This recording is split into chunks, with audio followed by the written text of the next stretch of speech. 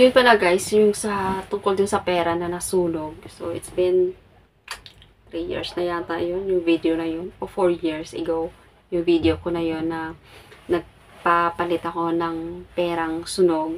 Not totally sunog, yung parang half lang. Sa BDO. Sa BDO po ako noon nagpapalit ng perang nasunog. So, marami pa rin yung nakakapanood noon.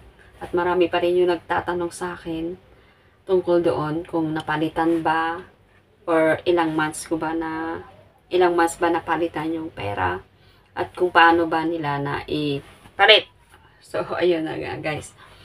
So, una, nung pumunta ako doon, so, in-accept nila yung money at chinek.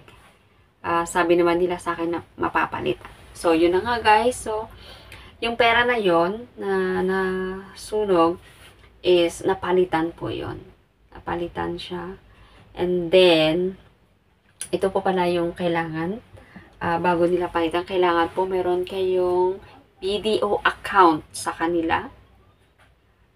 Kasi ang two choices kasi ang ibibigay. It's either ipapasok doon sa bank account po ninyo yung kapalit na pera or ikukunin po ninyo ng personal sa bangko dun sa branch kung saan kayo nagpapalit.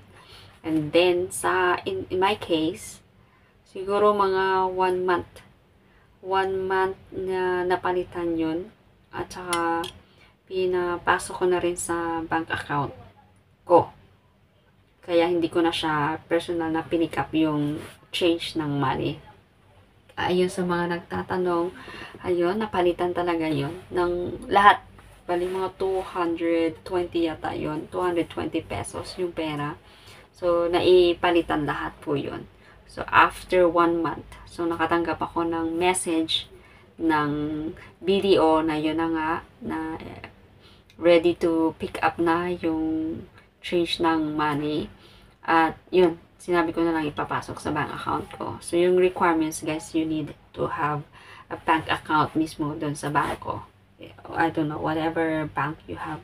So, doon na lang kayo ang magpa-change ng money na may damage or nasunog or something para, sure na mapapalitan. Okay? Thank you.